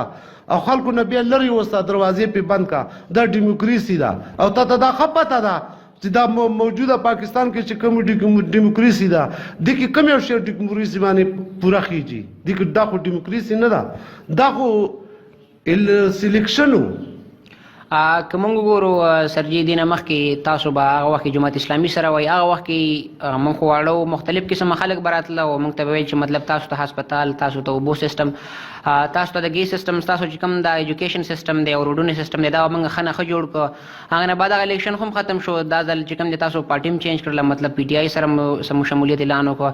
د هغوی نه زموږ ډېر توقعات وو چې دوی به راشي. ما دا هم اورېدلي دي چې شلمان دپاره چې کوم دی 8 کروړه مطلب ټیکه وه چې دوی سرکونه به ښه نه ښه جوړ شي او سرکونو حالات تاسو خپله باندې ولیده. دا خبره رښتیا ده مطلب لکه دوی 8 کروړه ورکړې وي او که نه دې باره کې تاسو نه صرف لږ معلومات حاصلول غواړم. زه به دا خپله یو چشمدید واقعه بیان کوم چې دا کوم سړک یې جوړاوه او بیا زه نورحق صاحب او عبدالمالک صاحب سرور صاحب ایمیډیټلی هغوی ایکشن اخیستی دی دغه شی په کار یې پې بند کړ خو روم په یوه ورځ کې نه دی جوړ شوی. بلکل زموږ دا 100% ته امید دی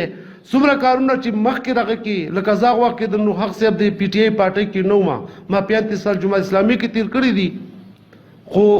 نورحق صاحب چې څومره کارونه شلمانو له کړي دي ان ریکارډ زه تا ته ښیم شلمان کې 12 سکولونه جوړ کړي دي نورحق صاحب 12 سکولونه 4 هسپتالونه جوړ کړي دي 4 غټ هغه جوړ کړي دي خپل ډیوریشن کې او دا ځل ویلي چې زه به دوی له کالج جوړوم کالج نو او روم په یو ورځ کې نه دی جوړ شوی. دا هغوی له 6 میاشتې هم نه کېږي 15 کاله به موږ دوی ته ګورو 15 کاله پس به بیا موږ ویو که نه او داسې زر نه کېږي چې که عمران خان دلته په خپله راشي او د دې خلکې نه نه دې نه خلکې نه پاس شوی یم که نه نو 15 کاله چې به هغه له موږ وخت ورکوو سرجي تاسو خبره منم چې مطلب دلته کې نور الحق چې ډېر سکولونه جوړ کړي دي خو زمونږ پروګرام دا دی چې مطلب تنقید برای اصلاح نو کومنګ په دې باندې تنقید وکړو چې په سکولونو کې یو استاد هم تر اوسه پورې نشته دی نو په دغه وخت کې دا سکولونه چې کوم دي دا د یو کندر تصویر پیش کوي ځکه چې سکولي یو نو په دې کې ټیچران او سټوډنټان نه وي نو دا د دې مثال یو عام کندر شو زه به دا وایم منم چې هغه به ډېر سکولونه جوړ کړي وي خو په هغې کې داسې یو سکول موږ ونه لیدل چې هغه نه موږ واورو چې مطلب په دې کې د ټیچنګ سټاف چې کوم دی هغه مکمل دی لکه ځکه تاسو ته ووایم برخه په دې درما کال کې ډېر جوړ شوي دي په نالي کې ډېر جوړ شوي ښکته جوړ شوي دي خو یو سکول هم لا روان نه دی د ټیچرانو د نشت د وجې د میسانو د نشت د وجې د دې باره کې ستاسو څه خیال دی نو تاسو ته ما مخکې ویل چې محمد جدون وزیر ایجنسی ایجوکیشن افیسر اوس خو ته ډسټرکټ ایجوکیشن افیسر وایي چې هغه 300 کسان نه دي انډي کارډ باندې تاسو ته ښیم شلمان کې به دا 20 استادان وښیم ډېره تنخواه اخلي او په کور کې ناست دي نو دا ایجوکیشن او دا خبره ما نور حق صاحب سره او عبدالمالک صاحب سره بار بار دا یوه خبره چړوم چې جدون وزیر دا ناسور دی هغه ورته وایي چې موږ دې خلاف دغه ایکشن اخیستی دی او ډېر ضربت دا 13-27 تاریخ نه دی 27/1 دا اخیری تاریخ موږ ته راکړی چې جدون به موږ دې ځای نه لرې کوو دا زموږ د تعلیم بیړه غرقه کړه خو بار بار دا خبره په کار ده چې تاسو هم لږه هایلایټ کوئ چې او که چا سره ریکارډ نه وي زه به ورله ریکارډ ورکړم دا جدون وزیر نامه چې کومه تاسو اخلی دا تقریبا د څومره ټایم نه دی دا 3 کاله وشو دا چې 3 کاله نه دی د دې نه مخکې مطلب بل حکومت اوس بل حکومت دی د دې په مخالف باندې زموږ حکومت ولې ایکشن نه اخلي چې دا لرې کړي او دې دپاره داسې یو کس راولي چې هغه یو ښه ډیوټي سره انجام کړي او زموږ د معاشرې دپاره داسې کارونه وکړي د تعلیمي لحاظ سره چې موږ بهر قومونو کې سترګه اوچته کړو چې نه موږ یو خراب قوم نه موږ یو ښه قوم یو موږ دنیا ته یو امن راوستلو والا قوم یو نو دې نه خو مخکې بس تاسو ته ښه پته ده چې څوک ډېر چرګان حلالوي او پسونه حلالوي تاسو ته شاه جګول صاحب نه شاه جګول صاحب وسغه و 15 کاله رغه وشو اوس سنیټر هم دی بس هغه نه دی موږ ولا په چرګانو مرګانو باندې وټ ورکه خبره واوره او هغه هم کامیاب کړی او نور حق صاحب شپږ میاشتې وشوې هغه ته موږ 15 کاله پوره انتظار کوو نو تاسو ته خو دا ښه پته ده ما نه ښه پوهېږئ چې موږ وټ صحیح کس ته ورکوو که موږ پیسو او دې له ورکوو موږ خو بس خاصو شو شاپ سیزو چې د سره ډېر گاډي دي 2000 گاډي دي او 3000 گاډي دي موږ خو ګاډو له وټ ورکوو سر ډېر ټایم نه اخلم اخري پروګرام ته راځو د شلمان چې څونه مسلې وي هغه موږ بیان کړلې د هغې کمزورۍ موږ بیان کړې د هغې خلم موږ بیان کړه اخري راځو چې زمونږ دا قوم به څنګه ترقي وکړي دې دپاره بس پروګرام په اخري کې یو څو داسې جملې ووایي یو څو داسې د خپلو خیالاتو اظهار وکړي چې هغه زمونږ دا نوی کل چې کوم دی پالو کړي او موږ ته د ښه یو معاشرې چې کوم یو ښایسته تصویر دی هغه راکړي او موږ داسې ځوانان پیدا کړو چې هغه زبا زموږ د قوم په کار باندې راشي او زموږ د قوم چې څونه خلک دي د هغو خدمت وکړي او دنیا ته یو ښه تصویر پیش کړي اخري کې تاسو څه ویل غواړئ زه خو ورته د پیغمبر صلی الله علیه وسلم یو عربو مقوله ده څوک د پیغمبر صلی الله علیه وسلم حدیث وایي چې اطلب العلم ولو کان بسوین seek knowledge if it be in China او مسلمان باندې په علم فرض دی د زنګو نه واخله د لحد نه واخله لحده پورې اطلب العلم من المهد للحد وی تاسو علم حاصل کړئ get knowledge from cradle to the grave چې تاسو 24 غنټې نه 24 غنټې په خپل عمر په هغې کې تېر کړئ د مهد زانګو نه واخله چې موږ ماشوم په زانګو زنګوو او قبر ته هم چې نه کوز کړی وی دا علم حاصله وایي تاسو هغې پورې او دنیا چې څومره قومونه دي که یو انسان ترقي غواړي که نه هغه د معیاري تعلیم نه او معیاري تعلیم له قوم سره لکه انسانیت نه دی انسانیت زه خو یم چې تعلیم او انسانیت تعلیم ځان له دې دپاره نه دی وکړه چې ما ته غټه تنخواه میلاویږي او زه ښه یم تعلیم دې دپاره پکار دی چې موږ ټول انسانیت نه دی چې څومره پاکستانیان دي او مسلمانان دي د خپلې درجې دي چې موږ انسانیت رحمان بابا وایي انسانیت څه په دولت نه دی رحمانه بت کو جوړ شو د سرو زرو انسان نه شو نو موږ له پکار چې ټول هیومینټي او انسانیت له پکار وکړو خپل وس مطابق که چا یوه خبره کېږي یوه خبره دې وکړي او که چا څوک یو قدم اخیستی شي قدم دی واخلي که څوک فری ټیوشن کولی شي پکار دی چې فری ټیوشن وکړي زه ورته دا وایم دې ستاسو پروګرام وساتت سره چې هر څوک راځي اف ای پورې چې څه کم قسم سبجیکټس دوی ته څه مشکلات دي زما دروازې د سکول دروازې او زما 3-4 غنټې فری دا دوی ته کولاو دي او موږ به دغسې کسان انکارج کوو او تاسو هم دا ووایئ چې څوک چاته څه مشکلات دي موږ له د سرکاري وخت نه بغیر 2-3 غنټې موږ دوی له ورکولی شو او زه تاسو یو ځل بیا مننه کوم او تاسو له د لوی خدای نه د الله تعالی نه دا دعا کوم چې تاسو دې الله پاک به د خپل مقصد کې کامیاب کړي او نور څه تاسو انکارج کوم بار بار پکار ده تاسو به ډسکرج کېږئ نه دا شابروس کې سبا ما اورېدلې وه چې اووم ځل کامیاب شو هغه یو میګینه سبق اخیستی او ناکامي نه ده هغه قومونه ناکامیږي چې مایوسه شي چې څوک مایوسه نه وي که نه ان ناکامیږي مننه کوم سر جي ستاسو ډېره زیات یقیني خبره ده چې ما سره ستاسو د شکریا ادا کولو څه الفاظ نشته دي او ډېره مننه کوم چې ما خپل قیمتي وخت نه لږ ټایم راکړه او د خپلو خیالاتو اظهار هم وکړه د معاشري په ډېرو مسایلو باندې او یو ځل بیا تاسو ډېره مننه ادا کوم مهرباني کتونکو پروګرام په ختمېدو شو زه یم ستاسو ورور سفیر الله کیمرامین رحیم الله سره موږ ته راکړئ اجازت او د الله نه امید لرم چې خپلو دعاګانو کې هم یاد ساتئ ځکه چې د قوم په داسې مسلو باندې چې تاسو ته موږ ویډیوګانې جوړو نو د الله نه توقع لرم چې تاسو به موږ په دعاګانو کې یاد ساتئ والسلام